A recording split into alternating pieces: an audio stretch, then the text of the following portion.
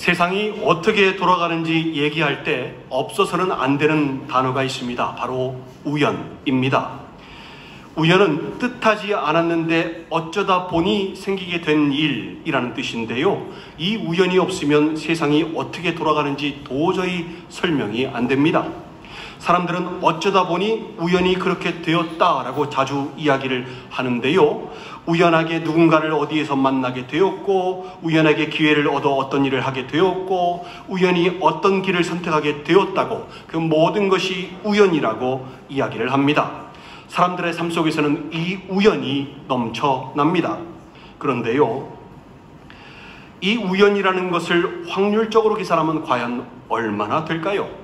사람이 뱃속에서 생겨날 때 우연하게 정자와 난자가 만나서 수정이 된다고 하지 않습니까? 약 1억 개 이상의 정자들 중에 단 하나의 정자만 난자와 만나서 수정이 되어 사람이 되지 않습니까? 난자가 준비될 확률을 전혀 고려하지 않고서라도 정자만 가지고 따져봐도요, 확률이 약 1억 분의 1입니다. 즉 10의 8제곱분의 1의 확률입니다. 1억 분의 1. 여러분, 로또 1등에 당첨될 확률이 얼마인 줄 아십니까? 814만 5060분의 1이거든요. 그러니까 사람이 뱃속에서 생겨날 때 확률이 로또 1등에 당첨될 확률보다 12배 이상 낮은 겁니다. 그렇다면 서로 다른 어떤 특정한 두 사람이 만날 확률은 얼마나 될까요? 다른 것을 복잡하게 따지지 않더라도 그냥 1억 분의 1의 확률로 태어난 누군가가 또 다른 1억 분의 1의 확률로 태어난 누군가와 만날 확률은 그냥 1억 분의 1의 제곱인 1경분의 1, 즉 10의 16제곱분의 1의 확률이 되겠습니다. 그렇다면 서로 다른 남녀 두 사람이 각자 잘 성장해서 다른 삶을 살다가 만나서 사랑을 하고 결혼을 하고 아이를 가져서 그 아이가 나올 확률은 얼마나 될까요? 또 그 낳은 아이가 잘 성장해서 또 누군가를 만나고 사랑을 하고 결혼을 하게 될 확률은 얼마나 될까요? 한 가문이 끊이지 않고 계속 이렇게 해서 대를 이어왔다면 마지막 세대는 도대체 얼마의 확률로 생존하고 있는 것일까요? 확률은 계속해서 곱해지는 것이지요. 도저히 계산하기 어려울 정도로 작은 확률 0이라고 봐도 무관할 정도의 작은 확률로 생존해 있는 것 아니겠습니까? 확률 0이 뭡니까? 여러분, 절대로 일어날 수 없는 경우를 의미하지 않습니까? 그러니까 여기 있는 우리 모두는요, 절대로 일어날 수 없는 불가능으로 생존해 있는 기적의 산물들인 것입니다. 그런데 우리가 살고 있는 세상은 그것을 우연의 일치라고 얘기를 합니다. 그리고 그 우연의 일치를 너무나 당연하게 생각을 합니다. 세상이 진리로 생각하는 과학도요, 우연이 없으면 설명이 안 됩니다. 우주가 생기게 된 것도 빅뱅이라는 대폭발로 인해서 우연하게 생겼음을, 그래서 폭발로 떨어져 나간 물질들이 우연적으로 결합하여 행성을 이루고 그 행성들은 우연적으로 중력과 자기장을 형성하여서 각각 자전과 공전을 하게 되었다고, 우주의 기원이 우연이라고 세상은 얘기합니다. 세상이 전혀 없는 무기물에서, 생명이 전혀 없는 무기물에서 생명이 있는 유기물로 바뀌게 된 것도 우연한 기회에 바뀌게 되었다고, 그 유기물질이 우연히 여러 자연 환경과 만나 각각의 진화를 이루어서 각종 나무가 되고 각종 동물이 되고 무척추동물이 척추동물이 되고 또 우연히 척추동물 중에 하나가 사람이 되었다고 세상은 얘기합니다. 세상에서는 모든 것이 다 우연입니다. 말도 안 되게 작은 확률에 도저히 나올 수 없는 불가능한 확률의 경우의 수지만 세상은 그 우연을 당연시합니다. 왜냐하면 이 우연이 아니면 세상에 일어나는 모든 것들을 설명할 방법이 없기 때문입니다. 여러분, 그런데요, 우리는 신앙인들입니다. 신앙인은 세상에 일어나는 모든 일과 현상들이 우연이 아니라 하나님의 은혜임을 아는 사람들입니다. 은혜는 헬라어로 카리스인데요, 이 카리스는 값없이 주시는 선물이라는 의미입니다. 따라서 삶 속에서 확률적으로 불가능한 일이 연속적으로 일어나는 것이 우연이 아니라 값없이 주시는 하나님의 선물인 것이고, 그 은혜로 삶의 모든 것이 설명되어질 수 있는 사람들이 바로 우리 신앙인들인 것입니다. 마태복음 10장 30절에서 너희에게는 머리털까지 다 세신 바 되었나니 라고 말씀하십니다. 시편 139편 2절 4절에서는 주께서 내가 앉고 일어섬을 아시고 멀리서도 나의 생각을 밝게 하시오며 나의 모든 길과 내가 눕는 것을 밝혀 살펴보셨으므로 나의 모든 행위를 익히 아시오니 여호와여 내 혀의 말을 알지 못하시는 것이 하나도 없으시니이다 라고 말씀합니다. 우리 각자의 머리털 개수도 아십니다. 실시간으로 머리털이 빠지기도 하고 새로 나기도 하는데 그 머리털 수를 실시간으로 아시는 것입니다.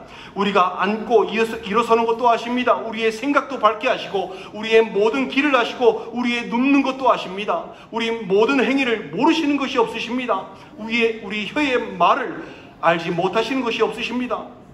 이렇게 우리 삶의 모든 세세한 것들을 다 아시고 이끌어 가시는데 어찌 우연이 있을 수 있겠습니까? 어찌 뜻하지 않았는데 어쩌다 보니 생기게 된 일이 있을 수 있겠습니까? 없는 것입니다. 그래서요, 우리 믿음의 사람들의 삶에는 우연은 없고요, 오직 하나님의 은혜와 섭리만이 있을 뿐입니다. 우연이 당연한 게 아니라 은혜가 당연한 것입니다. 말씀으로 천지를 창조하시는 하나님이십니다. 인간의 생사와 화복을 주관하시는 하나님이십니다. 우리가 누구를 만나고 어떤 길을 정하고 어떻게 살아가는지 그 모든 것 안에는 하나님의 은혜와 섭리가 있는 것입니다. 우리가 스스로 잘하고 잘나서 잘 살아서 어쩌다 보니 우연하게 지금까지 온 것 같지만 그것이 우연이 아니라 하나님의 은혜였던 것입니다. 오늘 본문에서 사도 바울이 이렇게 고백을 합니다. 그러나 내가 나 된 것은 하나님의 은혜로 된 것이니 내게 주신 그의 은혜가 헛되지 아니하여 내가 모든 사도보다 더 많이 수고하였으나 내가 한 것이 아니요 오직 나와 함께 하신 하나님의 은혜로라 라고 고백합니다. 이 고백이요, 우리의 고백이 되어야 합니다. 내가 나 된 것은 하나님의 은혜로 된 것이라는 고백, 그 은혜가 헛되지 아니하여서 주를 위해 살았고 지금도 주를 위해 살고 있다는 고백, 그리고 아무리 주를 위해 많은 일을 하였어도 그것이 내가 한 것이 아니라 오직 나와 함께 하신 하나님의 은혜라는 고백, 이 고백이 우연에 따라 산 사람이 아니라 하나님의 은혜로 산 사람이 할 수 있는 고백인 것입니다. 이 하나님의 은혜가 여러분의 삶에 넘치고 넘쳐서 그 은혜로 사시고 바울처럼 그 은혜를 고백하시는 여러분들 되시기를 간절히 소망합니다. 믿음의 사람들에게 우연이란 있을 수 없습니다. 하나님의 자녀들은 주시는 은혜 가운데서 돌보심을 받을 뿐입니다. 물론 우리에게 갑자기 안 좋은 일이 생기거나 삶에 큰 위기가 찾아올 수도 있겠습니다. 불행한 일을 당할 수도 있겠습니다. 그런데요, 불행이라는 것도요, 사실은 겉보기에 불행으로 보일 뿐이지 실제로 불행이 아닙니다. 우리 믿음의 사람들에게는요. 다만 우리가 하나님의 은혜를 읽어내지 못하기 때문에 그것을 불행이라 여기는 것뿐입니다. 우리 신앙인들에게는요, 잘되나 잘되지 않으나 모든 것이 다 하나님의 은혜인 것입니다. 우리가 원하지 않는 상황이 발생했다 할지라도, 억울한 일을 당했다고 할지라도, 삶에 큰 어려움이 찾아왔다고 할지라도 그것은 다 하나님의 은혜입니다. 왜냐하면 하나님께서 그 모든 상황을 컨트롤하고 계시기 때문입니다. 결국에는 그것을 통해서 우리를 선하신 방향으로 이끌어 가실 것이기 때문입니다. 로마서 8장 28절에서 우리가 알거니와 하나님을 사랑하는 자 곧 그의 뜻대로 부르심을 입은 자들에게는 모든 것이 합력하여 선을 이루느니라 라고 말씀합니다. 바로 이것입니다. 우리 믿음의 사람들의 삶의 조각조각들을요, 결국에 모든 것이 합쳐져서 선을 이루어내게끔 하나님께서 역사하시는 것입니다. 요셉을 기억해 보시기 바랍니다. 요셉이 당한 배신과 아픔, 고난을 생각해 보시기 바랍니다. 어떻게 형이라는 작자들이 어린 동생을 기쁜 구덩이에 던지고 죽이려고 합니까? 어떻게 형이라는 자들이 어린 동생을 돈을 받고 노예로 팔아넘길 수가 있습니까? 그 끔찍한 일을 요셉이 겪었는데 제정신으로 살 수 있겠습니까? 애굽으로 팔려가서 노예로 살다가 누명을 당하고 억울한 옥살이까지 당하지 않았습니까? 죽을 고비를 여러 번 넘기지 않았습니까? 그런데요, 요셉을 보면 그 어디에도 형들을 원망하거나 저주하거나 자기 연민에 빠지거나 신세를 한탄하거나 절망한 흔적이 하나도 없습니다. 오히려 성경은 그가 하나님과 함께함으로, 하나님이 그와 함께 하심으로 그가 형통하였다라고만 말할 뿐입니다. 애굽의 총리가 되어서 자신을 두려워하며 떨고 있는 형들에게 그가 뭐라고 얘기하는지 한번 들어보시기 바랍니다. 창세기 45장 4절에서 8절 말씀인데요, 요셉이 형들에게 이르되 내게로 가까이 오소서. 그들이 가까이 가니 이르되 나는 당신들의 아우 요셉이니 당신들이 애굽의 판자라. 당신들이 나를 이곳에 팔았다고 해서 근심하지 마소서, 한탄하지 마소서. 하나님이 생명을 구원하시려고 나를 당신들보다 먼저 보내셨나이다. 이 땅에 2년 동안 흉년이 들었으나 아직 5년은 밭갈이도 못하고 추수도 못할지라 하나님이 큰 구원으로 당신들의 생명을 보존하고 당신들의 후손을 세상에 두시려고 나를 당신들보다 먼저 보내셨나니 그런즉 나를 이리로 보낸 이는 당신들이 아니요 하나님이시라. 하나님이 나를 바로에게 아버지로 삼으시고 그 온 집의 주로 삼으시며 애굽 온 땅의 통치자로 삼으셨나이다 라고 얘기합니다.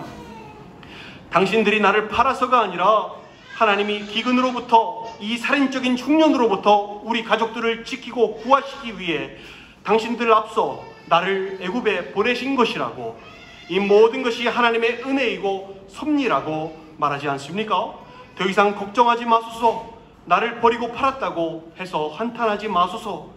이 모든 것이 다 놀라운 하나님의 은혜이고 섭리입니다 라고 말하지 않습니까? 요셉은요, 형들에게 팔려갔을 때도 억울한 누명을 쓰고 감옥에 갔을 때에도요, 주저앉아 좌절하지 않고요, 하나님과 함께함으로 형통할 수 있었습니다. 그가 하나님의 은혜와 섭리를 믿었기 때문입니다. 노아는 어떠합니까? 노아가 그의 가정이 미친 사람 취급을 받으며 100년 동안 묵묵히 산속에서 방주를 짓지 않았습니까? 그 이유가 무엇입니까? 미친 사람이라는 소리를 들어가면서 산속에서 방주를, 배를 만들었던 이유가 무엇입니까? 바로 그들이 하나님의 은혜와 섭리를 믿었기 때문입니다. 다윗은 어떠합니까? 그가 사울 왕으로부터 목숨의 위협을 받으며 도망 다닐 때에도 감사하며 찬양을 할 수 있었던 이유가 무엇입니까? 바로 하나님의 은혜와 섭리를 믿었기 때문입니다. 바울과 실라도 있습니다. 그들이 복음을 전하다가 붙잡혀 만신창이가 되도록 두들겨 맞고 감옥에 갇혔음에도 감옥 안에서 감사 찬양을 올려드릴 수 있었던 이유가 무엇입니까? 그것은 바로 그들이 이미 하나님의 은혜와 섭리 안에서 살았었기 때문입니다. 믿음의 사람이라면 이 하나님의 은혜와 섭리 안에서 살아야 합니다. 그 은혜와 섭리 안에 사는 사람이 범사에 감사할 수 있는 사람입니다. 감사의 헬라어가 무엇이었습니까? 유카리스티아였습니다. 아까 은혜가 카리스였지요. 그 앞에 선을 의미하는 유가 더 붙어서 선하신 은혜입니다. 즉 하나님의 선하신 은혜를 기억하는 것, 이것이 바로 감사의 의미인 것입니다. 따라서 범사에 감사하라 라는 말씀은 하나님의 은혜 안에서 항상 그 은혜를 기억하며 살라 라는 말씀인 것입니다. 고린도후서 4장 18절 10절 말씀에 우리가 사방으로 우겨쌈을 당하여도 쌓이지 아니하며 답답한 일을 당하여도 낙심하지 아니하며 박해를 받아도 버림받지 아니하며 거꾸로 뜨림을 당하여도 망하지 아니하고 우리가 항상 예수의 죽음을 몸에 짊어지면 예수의 생명이 또한 우리 몸에 나타나게 하려 함이라 라고 말씀합니다. 사방으로 우겨쌈을 당하는 일을 겪어도 쌓이지 않게 하시는 주님의 은혜와 섭리를 믿으니 감사할 뿐입니다. 답답한 일을 당하여도 낙심하지 않게 하시는 주님의 은혜와 섭리를 믿으니 감사할 뿐입니다. 박해를 받아도 버림받지 않게 하시는 주님의 은혜와 섭리를 믿으니 감사할 뿐입니다. 거꾸로 뜨림을 당하여도 망하지 않게 하시는 주님의 은혜와 섭리를 신뢰하니 감사할 뿐입니다. 우리가 주기도문 할 때 나라가 임하시옵고 임하옵시고 이렇게 기도를 하지요. 이 부분이 있습니다. 주의 나라가 우리에게 임하기를 원하며 그렇게 기도하라고 주님께서 알려주신 기도입니다. 주님의 나라가 임한다는 것은요, 주님의 통치를 받는다는 것을 의미합니다. 주님의 통치를 받는다는 것은요, 바로 하나님의 은혜와 섭리가 흐르는 삶을 살게 된다는 뜻입니다. 어떠한 상황에서도 감사할 수 있는 사람이 된다는 것을 의미합니다. 그 모든 것이 마지막에는 복이 되고 상급이 될 것을, 모든 것이 합력하여서 선을 이루어 만들어낼 것을 믿기 때문입니다. 은혜를 모르고 우연을 따라 사는 사람은요, 절대로 범사에 감사할 수 없습니다. 삶 속에 흐르는 하나님의 은혜를 전혀 모르기 때문에 그냥 우연으로 치부할 뿐입니다. 하지만 우리 삶에 여러분, 우연은 없습니다. 모든 것이 은혜입니다. 참새 한 마리도 하나님께서 허락하지 않으시면 땅에 떨어지지 않는다고 마태복음 10장 29절에서 말씀하고요, 사람이 마음으로 자기의 길을 계획할지라도 그 걸음을 인도하시는 분은 여호와시니라 라고 잠언 16장 9절에서 말씀합니다. 그 은혜를 깨닫고 느끼고 기억해야 합니다. 이 은혜를 잃어버리면요, 우연으로 되돌아가 버릴 수밖에 없다는 사실을 여러분 기억하시기 바랍니다. 자신이 잘못하고 범죄한 것도 모두 우연으로 치부해 버리거든요. 여러분, 모세가 시내산에서 십계명을 받으러 올라갈 때 밑에서 사람들이 어떤 일을 벌였습니까? 금송아지 만들었죠. 그래서 그거를 하나님이라고 칭하고 그 앞에서 춤추며 경배했던 것을 기억해 보십시오. 누가 그것을 만들었지요? 그거 아론이 만들었습니다. 사람들이 강요해서 만들었다고 그가 얘기했지만 사실 그가 만들었습니다. 근데 모세에게 어떻게 얘기하는 줄 아십니까? 출애굽기 32장 23절 24절에서 이렇게 그가 모세에게 변명을 합니다. 그들이 내게 말하기를 우리를 위하여 우리를 인도한 신을 만들라. 이 모세 곧 우리를 애굽 땅에서 인도하여 낸 사람은 어찌 되었는지 알 수 없노라 하기에 내가 그들에게 이르기를 금이 있는 자는 빼내라 한즉 그들이 그것을 내게로 가져왔기로 내가 불에 던졌더니 이 송아지가 나왔나이다 라고 얘기합니다. 아론이 금송아지가 어떻게 나왔다고 말합니까? 지금 금을 모아서 불에 던졌더니 금송아지가 되어서 나왔다고 얘기를 합니다. 이게 말이 됩니까? 다시 말해서 지금 우연하게 금송아지가 나왔다고 얘기하는 겁니다. 이게요, 은혜를 까먹고 우연으로 돌아간 사람이 하는 변명인 것입니다. 자신이 죄를 짓고 잘못한 것도요, 다 우연으로 치부해버리기 때문입니다. 여러분, 우연이 아니라 은혜입니다. 왜 하나님께서 여러분을 붙드시고 인도하시고 돌보십니까? 왜 하나님께서 부족하고 연약하시고 자꾸 넘어지는 여러분을 포기하지 않으시고 끝까지 기다리시며 일어나서 함께 가자, 나의 사랑 나의 어여쁜 자야, 일어나서 함께 가자 이렇게 권고하십니까? 왜 하나님께서 수렁에 빠진 여러분을, 더러워진 여러분을 다시 건지시고 다시 씻기시고 다시 쓰시려고 하십니까? 왜 그렇습니까? 하나님의 은혜인 것입니다. 우리 행위로는 영원히 버림받을 수밖에 없는 죄인들입니다. 그런데 하나님께서 택하여 주시고 성령으로 그리스도를 통해서 구원을 얻게 해주셨습니다. 우리가 믿어 하나님의 자녀가 되고 영생을 얻을 수 있게 하셨습니다. 왜 그렇습니까? 그 이유가 무엇입니까? 다른 식으로 설명이 안 됩니다. 하나님의 은혜입니다. 왜 우리가 이런 복을 누릴까요? 하나님의 은혜입니다. 다른 말로 설명할 수가 없습니다. 우연도 아니고요, 사람의 공로도 아닙니다. 오직 하나님의 은혜입니다. 세상에 따지고 봤더니 은혜가 아닌 것이 하나도 없습니다. 물 한 방울, 공기 한 모금, 햇볕, 때를 따라 내리시는 단비, 모든 것이 다 하나님의 은혜입니다. 그래서 사도 바울은 오늘 본문에서 그렇게 고백을 한 것입니다. 그러나 내가 나아된 것은 하나님의 은혜로 된 것이니 내게 주신 그의 은혜가 헛되지 아니하여 내가 모든 사도보다 더 많이 수고하였으나 내가 한 것이 아니요 오직 나와 함께 하신 하나님의 은혜로라 라고 고백을 합니다.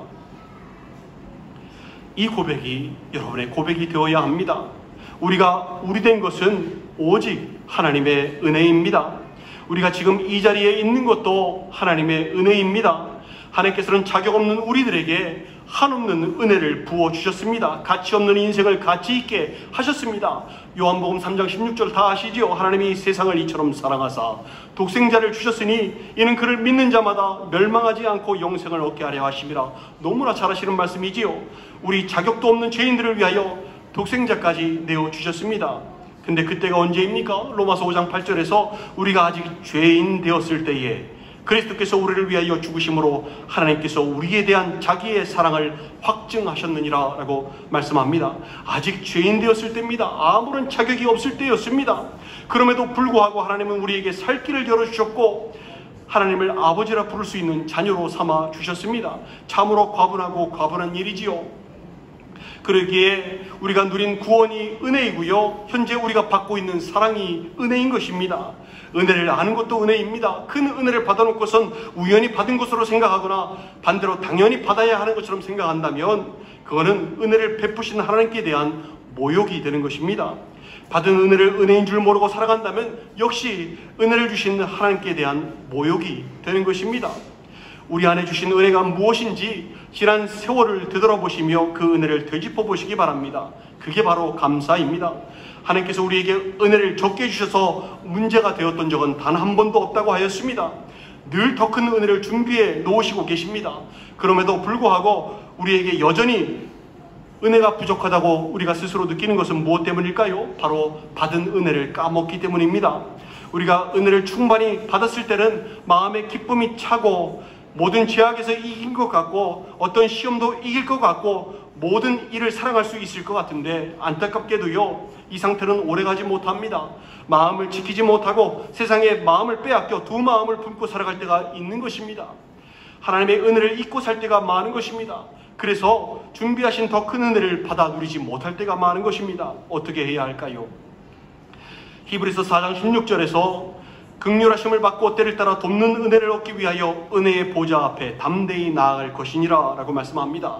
하나님의 은혜를 알고 또 그 은혜를 갈망하는 사람에게, 그리고 은혜를 지키기를 원하는 사람에게 하나님께서는 더욱 큰 은혜를 부어주시는 것입니다. 따라서 긍휼하심을 받고 때를 따라 돕는 은혜를 얻기 위하여 순간순간 하나님의 은혜로 살아가기 위하여 은혜의 보좌 앞에 담대히 나아가야 합니다. 주님은 우리의 사소한 고민까지 아시고 우리의 소리 없는 신음까지도 살피시는 분이십니다. 주님은 우리가 부족함에도 불구하고 실패했음에도 불구하고 심지어는 주님을 크게 배반했음에도 불구하고 여전히 우리를 사랑하시고 불쌍히 여기십니다. 그 긍휼함을 누리기 위하여 또 때를 따라 돕는 은혜를 얻기 위하여 은혜의 보좌 앞에 담대히 나아가시는 여러분들 되시기를 소망합니다. 은혜의 보좌란 주님께서 기다리시는 은밀한 자리입니다. 말씀을 묵상하는 자리이고 기도를 하는 자리이고 찬양을 하는 자리이고 예배를 드리는 자리입니다. 그 은밀한 자리에 나아가면 때를 따라 도우시고 붙들어 주시는 은혜, 더 큰 은혜, 준비된 은혜를 맛보게 되어 있는 것입니다. 은혜 받기를 간절히 사모함으로 담대히 은혜를 구하고 그 받은 은혜를 지키라는 말씀인 것입니다. 사랑하는 지체 여러분, 우리 삶 가운데 펼쳐지는 모든 것들은요, 우연이 아니라 은혜입니다. 세상은 우연을 당연시하고 우연으로 세상의 모든 것들을 해석하려고 하지만 그것은 창조주 하나님을 모르기 때문에 그런 것입니다. 말도 안 되는 작은 확률, 0이라고 봐도 무관할 확률이 연속적으로 일어나는 것은요, 우연의 일치가 아니라 하나님의 은혜인 것입니다. 우리가 살아가는 것도, 우리가 살면서 무언가를 할 수 있는 것도 우리를 돌보시는 하나님의 은혜인 것입니다. 우리는 은혜를 누리고 더 큰 은혜를 받으며 사는 사람들, 은혜로 모든 것을 하며 은혜로 사는 사람들, 주님의 은혜가 아니면 한순간도 살 수 없는 사람들, 바로 신앙인들입니다. 하나님의 은혜를 기억하시며 가치없는 인생을 가치 있게 만들어주신 주님의 그 십자가 사랑과 은혜에 감사하시기 바랍니다.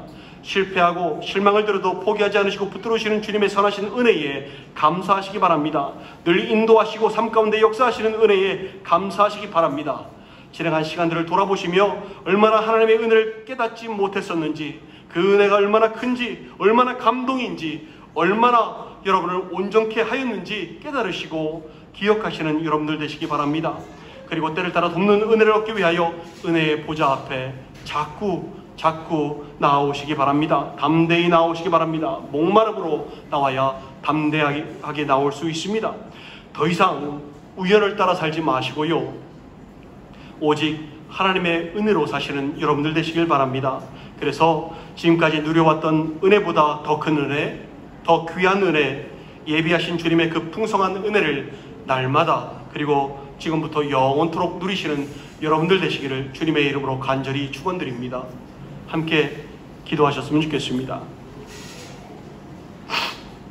여러분, 성경에 제일 많이 나오는 단어가 뭘까요? 바로 그 중에 하나가 은혜입니다. 여러분, 우리는 입에 은혜를 달고 살지만 은혜의 영향력에서 벗어나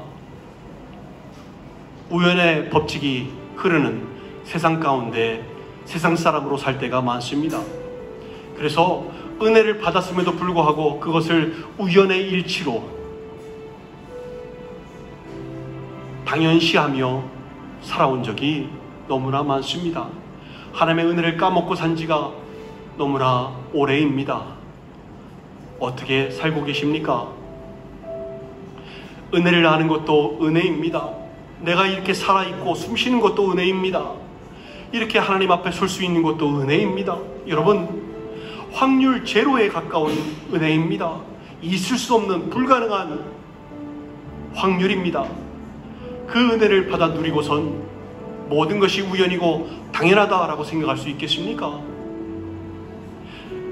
은혜가 아니고서는 삶에 일어나는 모든 일들과 현상들을 설명할 수가 없습니다.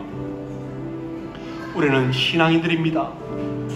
은혜 안에 거하고 은혜를 느끼고 은혜를 누리고 더 큰 은혜를 찾으며 살아야 하는 신앙인들입니다. 여러분의 자리를 찾으시기 바랍니다. 은혜의 사람, 은혜를 누리는 사람 되시기 바랍니다. 주님께서는 항상 넉넉한 은혜를 준비해 두십니다. 여태까지 한 번도 느끼지 못했던 은혜, 어제보다 더 큰 오늘의 은혜, 오늘보다 더 큰 내일의 은혜를 준비하고 계시는데 받아 누리지 못한다면 누구의 잘못입니까? 우리의 잘못인 것입니다. 여러분, 한량없는 주님의 은혜를 누리시기 바랍니다.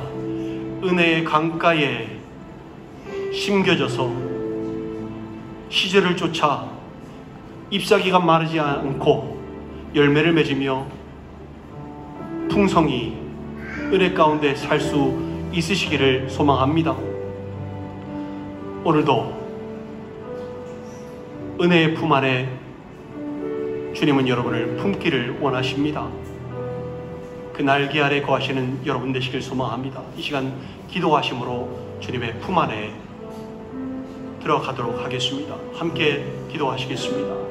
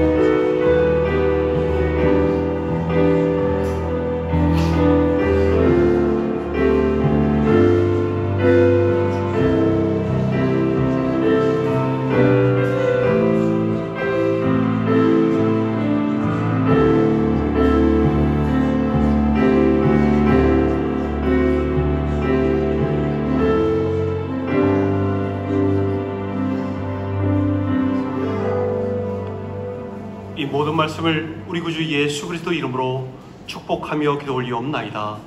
아멘.